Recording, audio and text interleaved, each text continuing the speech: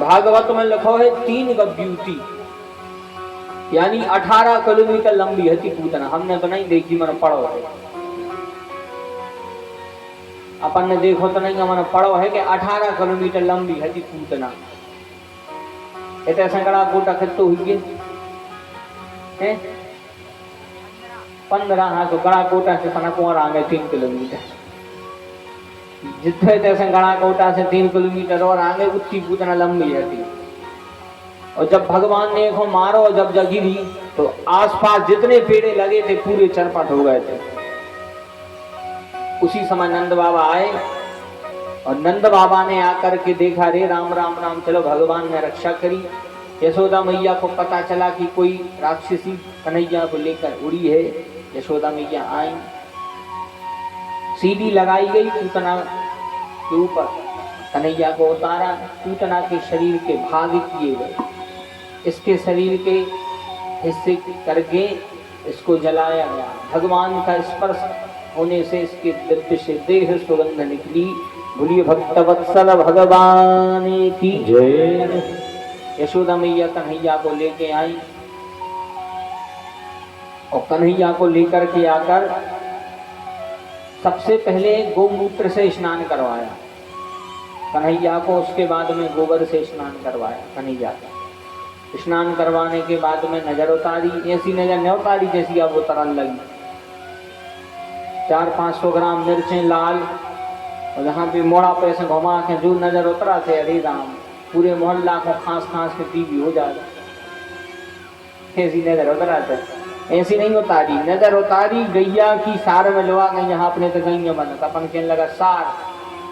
तो गाय की गौशाला में ले जाके गैया की पूंछ से 7 बेर झाड़ो लगा के पूंछ को फटकार गई तो नजर उतर गई। ऐसी नजर उतारी नंदलाल की। यशोदा मैया ने कन्हैया को पकड़ा, सुनंदा बुआ नजर उतार रही है। यशोदा मैया कह रही है, नजर उतारो नंदलाल की, सुनंदा बुआ नजर उतारो नंदलाल की, नजर उतारो नंदलाल की, सुनंदा बुआ नजर उतारो नंदलाल की, नजर उतारो नंदलाल की, सुनंदा बुआ नजर उतारो नंदलाल की, नजर उतारो नंदलाल की, सुनंदा बुआ नजर उतारो नंदलाल की। श्याम सुंदर छवि वर्णी न जाई, श्याम सुंदर छवि वर्णी न जाई, सब गोपिन के मन शोभाई, सब गोपिन के मन शोभाई, नजर उतारो नंदलाल की, सुनंदा बुआ नजर उतारो नंदलाल की, नजर उतारो नंदलाल की, सुनंदा बुआ नजर उतारो नंदलाल की।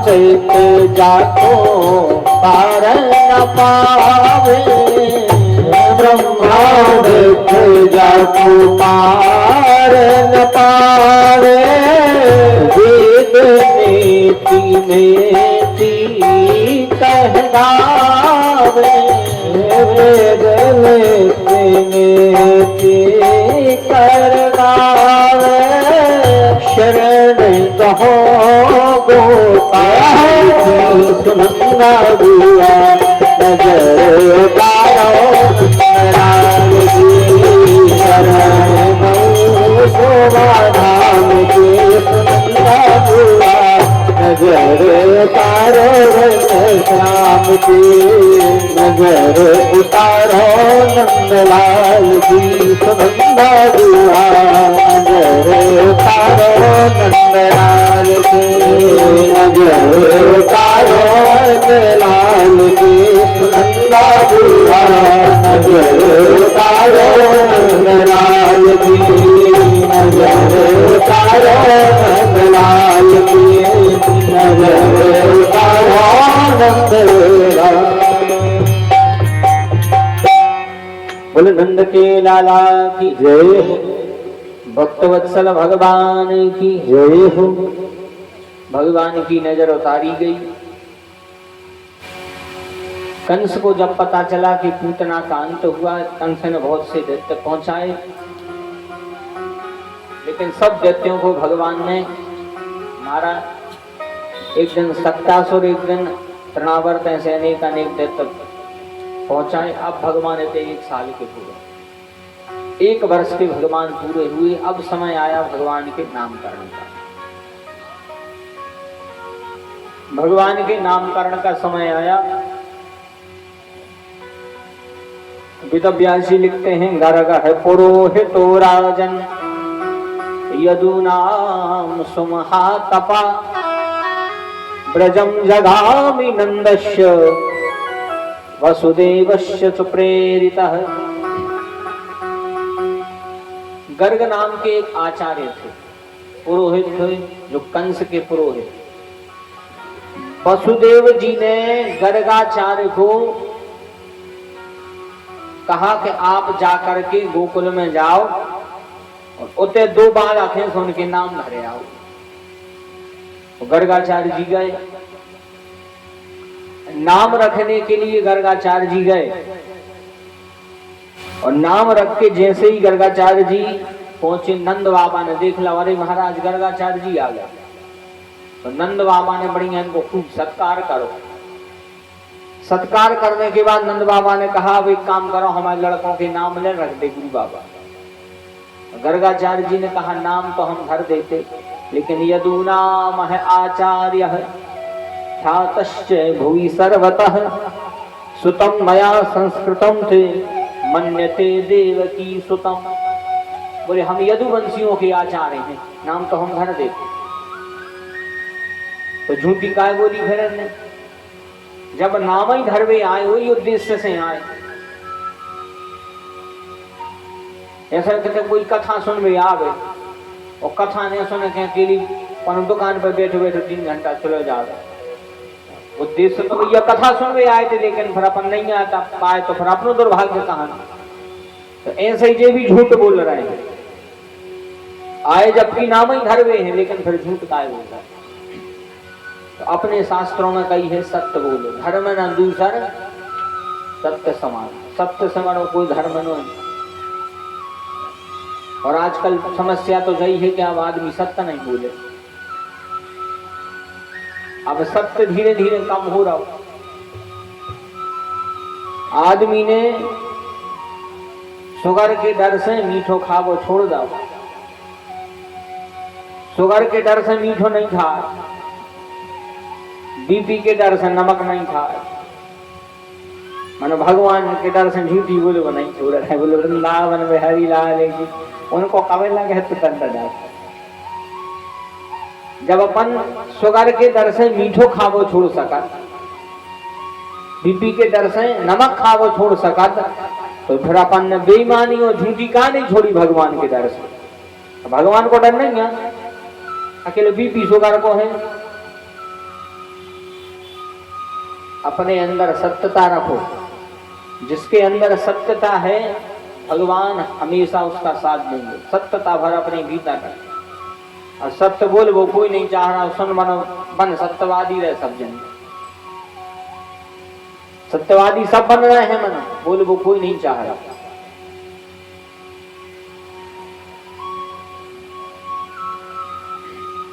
लेकिन ने सत्य क्यों नहीं बोला? इसीलिए नहीं बोला, शास्त्रों में कहते हैं कि सत्यम वदेत प्रियम वदेत मां वदेत सत्यम अप्रियम। अपने शास्त्रों में कही है कि सही बोलना चाहिए, बिल्कुल सही बोलो, सत्य बोलो और मीठो बोलो। सत्यम वदेत प्रियम वदेत, यानी सत्य बोलो, प्रिय बोलो, लेकिन किसी को अप्रिय लगने वाला सत्य मत बोलो। ऐसो सही सुने बोलो कि कोनो को खराब लग जाए। अब अपनी आदत रे, कई बार तो महाराज हम याद आते हैं, मैं तो जो कहने मुंह पे कहने, ऐसी आदत है, पाप लग है ऐसी आदत पे। अपन जा सोच के बहुत अच्छी आदत है, हम जो कह देते स्पष्ट कह दे, ऐसो स्पष्ट नहीं बोलो जा, ऐसे स्पष्ट को पाप लगत है। ऐसा तुमने सही बोल रहा हो कि कोनो की आत्मा दुखा गई हो, तुम कह रहे हम स्पष्ट बोल दे, काहे को स्पष्ट आए जो? ऐसा स्पष्ट भी नहीं बोलेंगे कि कोई की आत्मा दुख जाए। इसलिए सत्य बोलो, प्रिय बोलो, लेकिन कोई को खराब लग जाए ऐसा सत्य भी नहीं बोलो। एक बार एक राजा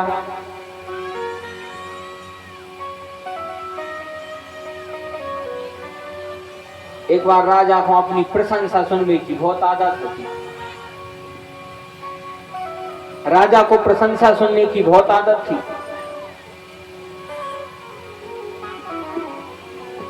राजा अपनी तारीफ सुनत तो बहुत। तो राजा के जो कुल पुरोहित थे पंडित जी, राजा को रंग हाथों थोड़ो सो दबो। अब जो राजा के कुल पुरोहित थे, एक बार राजा ने कही कुल पुरोहित से कि महाराज जा बताओ, हमें गद्दी पे बैठे, राज गद्दी पे, हम कैसे लग रहा है? अब लग तो राजा कर जा रहा हो। तो गुरु बाबा ने कही अगर हम ये कहते हैं तो मानो का करें का के। राजा ने कही सुनो, बिल्कुल जैसे लग रहा है उसी कीजियो, जैसे लग रहा है बिल्कुल उनसे कीजियो। गुरु बाबा अच्छे फंस गया, कहने लगे अब काकी में। तो गुरु बाबा भी कहने लगे अब जो हुई सो देख लीजिए। गुरु बाबा कहने लगे महाराज तुम्हें ऐसे लग रहा है जैसे बंदरों के बीच में उनको सरदार हलू का बैठा था, बोलो वृंदावन बिहारी लाल। अब राजा से कोई ऐसी केवे तो राजा कहने लगे पकड़ के इनको बंदी बना ले बंदी। तो गुरु बाबा को बंदी बना ला, बंदी बना के जेल में डाल। भाग्य की बात है कि गुरु बाबा के समधी आ गए। घरे पहुंचे, कहने लगे कहाँ है समधी साहब? समधन कहने लगी वे तो जेल में है। गुरु बाबा कहने लगे, समधी साहब कहने लगे का होगा? बोले तो कहीं जाकर मिल ले। अब समधी साहब गए, महाराज कहने लगे हाँ तो समधी साहब का होगा? कहने लगे कच्छु नहीं है, सही बोल रही, सही पवार रही, सोए मिल गई। कहने लगे का होगा? का पूछी थी राजा ने? कहने लगे राजा ने पूछी थी कि हम कैसे लग रहे हैं, ये सभा में हम कैसे लग रहे हैं? तो हमने फिर कह दी कि जैसे बंदरों के बीच में हल्का लगा कैसे लग रहा। समधी साहब कहने लगे ऐसी नहीं कही जा। अब राज समधी साहब भी होशियार थे, जे विद्वान थे, जे गए महाराज में। महाराज से कहने लगे तो महाराज का कर रहा हूं मैं? समधी साहब अरे कहने लगे महाराज कहने लगे वो नहीं बोले क्या तमीज बताओ हमसे, कहना हल्का लग रहा है।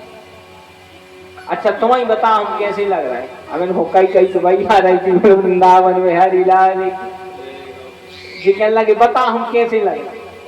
ये विद्वान यहाँ इनने भी कही। कहने लगे महाराज आप इस सभा में ऐसे लग रहे हो जैसे विष्णु पर्वत पर बानरों के बीच में बानरों के राजा सुग्रीव शोभा दे रहे हैं। वृंदावन में हरी लाल। राजा प्रसन्न होगा। राजा कहने लगा महाराज की मुंह में रसगुल्ला धर दे। समधी साहब जेल में पड़े पड़े कहने लगे जाई तो मैंने कही थी, बोले वृंदावन में हरी लाल। जाई तो हमने कही थी, मानो हमने तरह सूदी कह रही थी, इनने तनक तेरी मेरी है। कहने का अर्थ है हम तो केवल समझा रहे हैं, हाथ में समझा देते तनक समझ में जल्दी आ जाए। कहने का अर्थ है कि सही बोलो, लेकिन ऐसो सही नहीं बोलो कि कोई की आत्मा दुख जाए। तुम कोनो की आत्मा दुखा के भी सत्यवादी बन रहे तो कभी तुम्हें पाप लगे। ऐसे किसी की आत्मा दुखा के सत्य नहीं बोलो। ऐसे झूठ 4-5 जगह झूठी बोल सका। जैसे कन्या को विवाह हो रहा हो, उसमें आप झूठ बोल सकते हो, तुम्हें झूठ बोलने को पाप नहीं लगे। अब एक जगह की घटना खबर आ गई है, सुना दे रहे। एक जगह ब्याह में लड़की बारे कहने लगे लड़का करक्का है, लड़का मारी कहने लगे लड़का GFO है,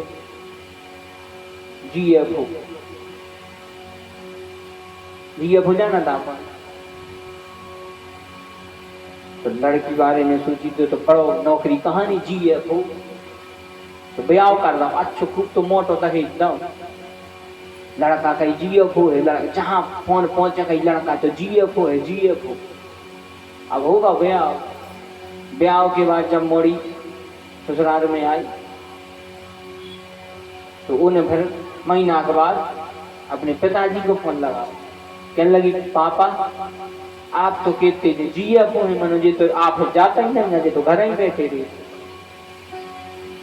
बाप कहने लगा रोको बेटा हम आ रहा है। पिताजी घरे आए, दमान जी घर ही मिल गए सही में से। कहने लगे और बेटा सब बढ़िया? दमान जी कहते हैं हाँ पापा सब बढ़िया। ऐसा ससुर जी से तो पापा जी की भैया हरे अपने बाप से कहें डोकरा। कई जगह देखो हमने बाप से कही अरे डोकरा खराब है पैसा नहीं, और ससुर जी को फोन आया जी पापा जी, होते से पापा जी बाप से डोकरा। क्या डबल जिंदगी जी रहे अपन मन। तो ससुर जी ने कही बेटा क्या बात है, तुम ऑफिस नहीं गए? कहने लगे हाँ पापा हम घर ही से काम करा। तो कहने लगे का काम करा? लड़का कहने लगा हम GFO है। बोले GFO मतलब का? कहने लगो हम घर ही काम करा थे का? कहने लगो सुनो हम पाले हैं भैंसे तो फेंका थे गोबर, गोबर फेंको ऑफिसर। बोले वृंदावन में यार GFO मतलब गोबर फेंको ऑफिसर। कहने का अर्थ है कि ब्याह में झूठी बोल दे वो पाप नहीं लगे। अगर कोई परमार्थ को काम हो रहा हो, अगर कोई परमार्थ को काम हो रहा हो तो उसे आप झूठी बोल सका तो होते पाप नहीं लगे। यदि आपके झूठ बोलने से कोई की बात बन रही है, जैसे युधिष्ठिर ने झूठ बोली थी कि अश्वत्थामा मारा गया और बाद में कह दी हाँ थी और कन्हैया ने शंख बजा, तो उनको पाप नहीं लगा। कहीं कहीं झूठ बोलने का पाप नहीं है, लेकिन एक मतलब जो नहीं कि पाप नहीं है तो बोलते ही चलो। हमेशा सत्य बोलो, लेकिन ऐसा सत्य नहीं बोलो जो दूसरों को खराब लगे। एक नियम अपनाओ कि किसी की आत्मा दुख जाए ऐसा सही नहीं बोलो। अगर कोई की आत्मा दुखा के भी हम सत्य बोल रहे हैं उसको पाप न लगे। तो गर्गाचार्य जी ने सोचा, गर्गाचार्य जी कहने लगते हैं अगर हम इनसे डायरेक्ट कह दें कि हम नाम घर में आए, अब मैं सब में बुलंद करवा दें, इनने सब में बुलंद करवा और कंस को चल जाए पता, तो हम नाम तक न रखें। इसीलिए गर्गाचार्य जी ने सोचा कि अब एक काम कर रहे, नाम तो रख ही दे रहे लेकिन बड़े गुप्त तरीके से नाम रख रहे। तब गर्गाचार्य जी ने कहा देखो नाम तो हम रख देंगे, बोले नाम तो हम रख देंगे लेकिन किसी को बुलाना नहीं आप। बोले ठीक है। तब गौशाला में बढ़िया अच्छा लिखवा होगा गौशाला को, उसी में भगवान का नामकरण भगवान का हुआ। सबसे पहले बलराम जी का नाम रखा गया, अयम ही रोहिणी पुत्रो रम्यन सुहृदो गुणै आख्यासते राम इति बलादित्यान बलं विदुः। अयम ही रोहिणी पुत्रो, यानी यह रोहिणी के पुत्र हैं, बल की होगी इनमें अधिकता, इसलिए इनका नाम होगा बलराम। बोल बलराम भगवान की जय। अब यहाँ भगवान कृष्ण के नाम की बारी आई। बोले इनका नाम क्या होगा? बोले इनका नाम होगा करशति इति कृष्ण। जो जगत को अपनी ओर आकर्षित कर ले उनका नाम होगा कृष्ण। भगवान का नामकरण हुआ कृष्ण। देखो 1 साल के अंदर बालक का नामकरण हो जाना चाहिए, लेकिन अब आजकल ब्राह्मणों को नहीं बुलवाते नामकरण में। आजकल तो पढ़ी लिखी फैमिली है, माता पिता 2 जने ग्रेजुएट हैं, कहने लगा तो और हमें कोई की जरूरत नहीं है, तो मोबाइल पर देख देख नाम भर लो। मानव जीवन के 16 संस्कार हैं, और इन 16 संस्कारों में 16 के 16 होते हैं अपने। बड़े ध्यान से सुनिए, 16 संस्कार होते हैं अपने, 15 संस्कार होते हैं भगवान के। अपन को एक ज्यादा हो तो भगवान से, अपन कम नहीं है, न जा तो अपन कम है, अरे न बिल्कुल नहीं। एक संस्कार अपनो अधिकार हो भगवान, वह संस्कार है अंतिम संस्कार। अपन को वो अधिकार हो वही में कहानों को महाराज हरों को बुला लियो भी आओ, अब महाराज आते ही नहीं है। नाम धरने सो के लाने, उसके बाद अन्न प्राशन हुई सो मम्मा कहलवा गए, बस चटवा दे इतना खीर होगा अन्न प्राशन। ये 16 संस्कार मानव जीवन के अपने नामकरण में पंडित जी को बुलाना, जैसे चाहे मनमुखी नाम धर ले। नाम भी ऐसे कि नाम के अनुसार गुण नहीं है, ऐसे ऐसे नाम हुए नाम के अनुसार गुण नहीं है। नाम ऐसे रखो जिस नाम का अर्थ निकले, ऐसे उल्टे सीधे नाम न रखो। धन्य है वशिष्ठ जी ने भगवान के क्या नाम रखे थे? धरे नाम गुरु हृदय बिचारी, धरे नाम गुरु हृदय बिचारी, तत्व मृत तब सोत चारी, तत्व नभ तब सोत चारी, सो सुख धाम राम नामा, सो सुख धाम राम नामा, अखले लो राय श्यामा, अखले लो राय श्यामा, विश्व भरण पोषण कर जोई, विश्व भरण पोषण कर जोई, ताकर नाम भरत होई, ताकर नाम भरत होई।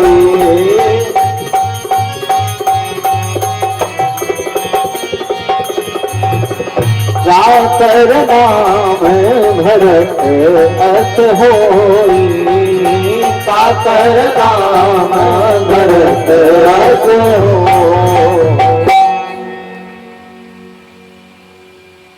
जो विश्व का भरण पोषण करे ताकर नाम भरत अस होई।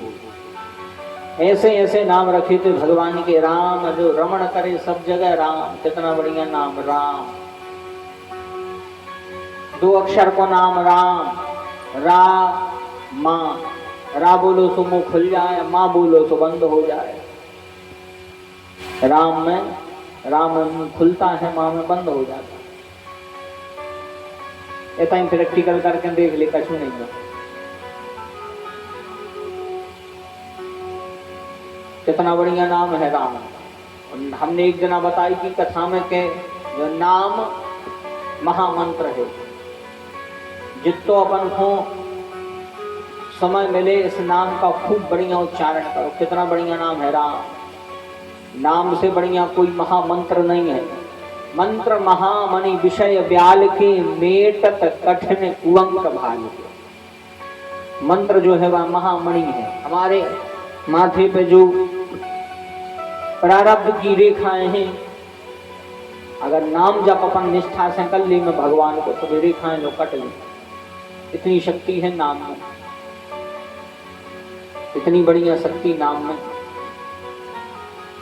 धन्य है भगवान का नाम। नाम है राम, कितना बढ़िया नाम है राम। बड़े सोच विचार के नाम रखने चाहिए, नाम के अनुसार गुण हो गए। अब नाम तो रख लो ज्ञानचंद, तो 5वीं में पास नहीं हो पाए तो काय के ज्ञानचंद। ऐसे नाम के अनुसार गुण रे में, जैसा नाम उसे गुण है ही नहीं है। भगवान का नामकरण हुआ, यशोदा मैया ने कहा हमारे बालक का नाम कृष्ण है। बोले हाँ। बोले इनके अलावा इनके बहुत नाम होंगे, कोई गोविंद कहे, कोई गोपाल कहे, कोई मुरलीधर कहे, कोई गिरधर कहे, कोई गिरधारी कहे, अनेक अनेक नाम है भगवान के, बहुत नाम है इनके। यशोदा मैया ने कहा अच्छा महाराज एक और बात बताओ, हमारा लड़का बड़े होकर का बने। अच्छा माताओं को जल्दी ज्यादा शौक रही कि हमारा मोड़ा का बने। गर्गाचार्य जी से बोली बता हमारा लड़का का बने। यशोदा मैया, गर्गाचार्य जी कहने लगे मैया तमाम मोड़ा बड़े होकर मेरे को चोर बने 1 नंबर को। बोली का चोरे है। ब्रजे बसंतम नवनीत चौरम गोपांगना चदुकूल चौरम अनेक जन्मार्जित पाप चौरम चौराग्रगण्यम पुरुषम नमामि। बोले बड़े होके क्या बनेगा? चोर बनेगा। बोले ब्रज की गलियों में माखन चुराएगा, दही चुराएगा, यदि कोई पापी सामने आ जाए तो पाप भी चुराएगा। मैया ने कहा अच्छा पापा एक बात और बता दे, हमारे कन्हैया को कैसी पत्नी मिले, कैसी बहू है हमारी। अच्छा पहले बंगों को चिंता रही थी कैसी सास मिल जाए, अब मन बंगों को बिल्कुल नहीं, तब रही थे सासों को चिंता। अब सास को बीपी बढ़ जाए कैसी बहू मिल जाए। बोले वृंदावन में हरी लाल की, अब उल्टो समय चल गया। अब बंगों को नहीं रही चिंता, अब सासों को रही थे चिंता कैसी बहू मिल जाए। गर्गाचार्य जी ने कहा चिंता न करो, तुम्हारी बहू नहीं आए, तुम्हारी बहू नहीं आए। बोली कितनी? 16,108। यशोदा मैया ने कहा हमारा लल्ला संभाल ले है। बोली तुम्हारा लल्ला पूरी संसार को संभाल ले तो 16,108 तक दूर की बात है। जैसे ही गर्गाचार्य जी जाने लगे, यशोदा मैया ने कहा बाबा तन न को रुक जा, भोजन बना ले फिर चले जाओ। अब देखना भगवान की बहुत अच्छी लीला।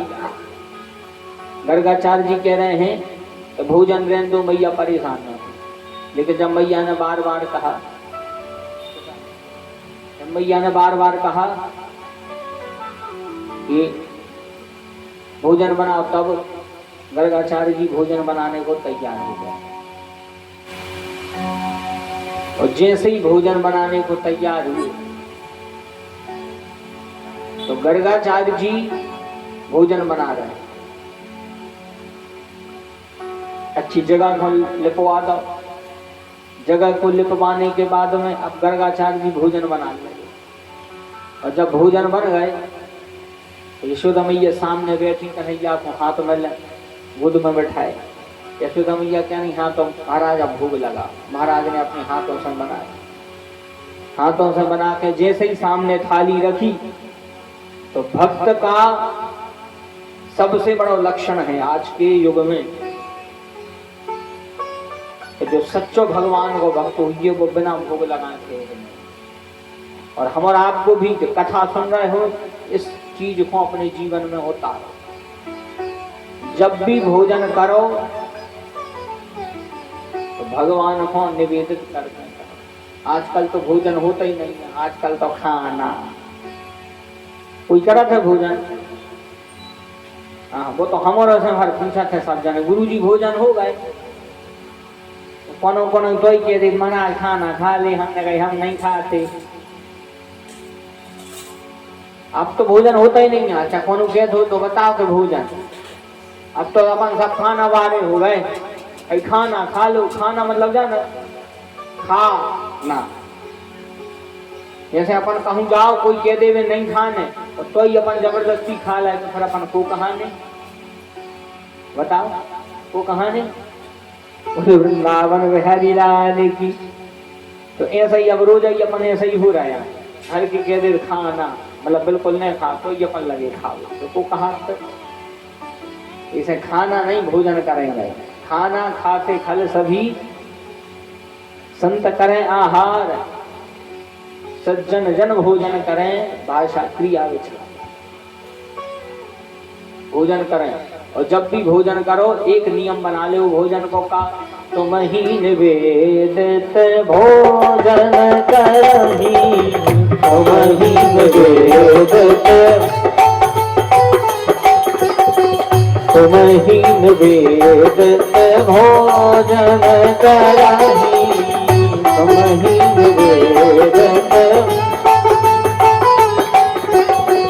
प्रभु प्रसाद पट भूषण धरही, प्रभु प्रसाद पट भूषण धरही, तुम ही निवेदित भोजन करही, तुम ही निवेदित भोजन करही, भोजन करही।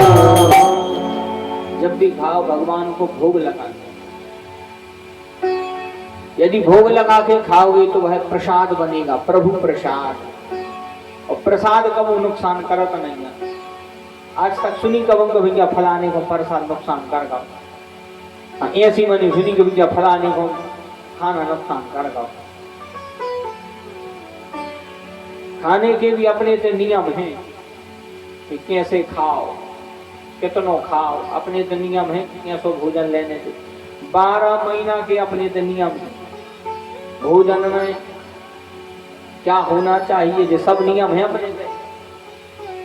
कहते हैं भोजन में भात होए, भोजन में भात होए, घी से मुलाकात होए, दही पूरो साथ होए, दाल अरहर की।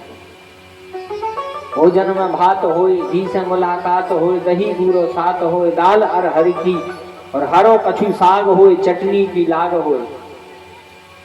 हरो कछु साग होए, चटनी की लाग होए, फूले फूले फुलका जाम महक घर की, ऐसो भोजन करो। बिल्कुल सात्विक भोजन करके देखो, 10-15 दिन करके देखो, और देखो जो अंदर जो बीमारियां पनप रही भी तक मर जाएंगी। कैसे आज के समय में सबसे खराब होगा वह खान पान।